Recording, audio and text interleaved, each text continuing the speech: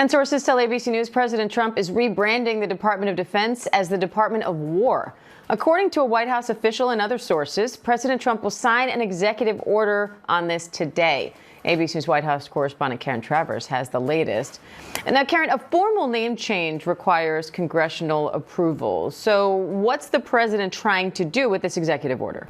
It's a rebranding, as you put it, Diane. The president has long said he wants to do this. He thinks this is better reflective of what the mission is there at the Pentagon, at the Defense Department. And so today with this executive order, he is saying that you can call it the Department of War. But in order to formally, officially change the name of the department, that would have to go through Congress. So what this means now is that through the official correspondence, for ceremonies, and through some non-statutory documents, it could be called that. The Secretary of Defense, now Pete Hegseth, could be called the Secretary of War, but you can still call him the Secretary of Defense. The president, again, as I said, has been threatening, saying he wanted to do this for some time. Even this executive order has been teased for several weeks now, but today the president taking this action, but really a rebranding more than a formal name change.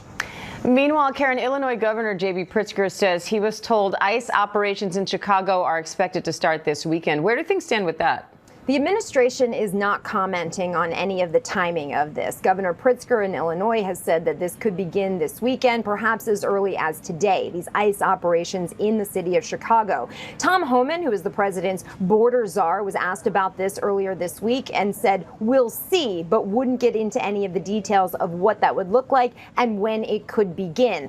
When it comes, though, to the deployment of National Guard troops, Diane, we saw the president this week be very definitive that Chicago would be next. He said, "We're going in," and it was a matter of when, but not if. Then the next day, the president, Diane, seemed to back off on that and said that they're still considering whether or not to send in National Guard troops. Now, that would be different than the ICE operation or a surge of federal law enforcement officers.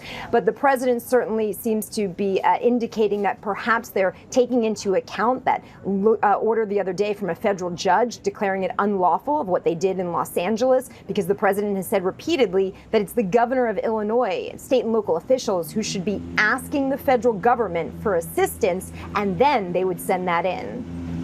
And Karen, President Trump is also posting that it looks like, and I'm quoting here, "We've lost India and Russia to deepest, darkest China," after those three leaders met in China earlier this week. What are you watching for there? The president is still very interested in this summit that China's President Xi had this week, where he welcomed Prime Minister Modi, the leader of North Korea, Kim Jong-un, and also, of course, Vladimir Putin to China.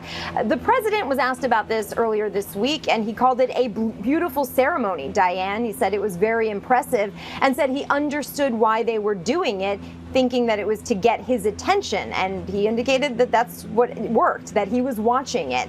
But the president brushed off questions about the actual substance of this, saying that China needs the United States more than the United States needs China. But Diane, those countries were sending a very clear message to the United States amid the economic pressure that the president is putting on India through those very stiff tariffs, and also the pressure the president is putting on Russia to end the war in Ukraine, that they are forming that relationship now with China, though the president, Diane, said he has good relationships with all of those leaders, and he'll know within the next few weeks what that looks like.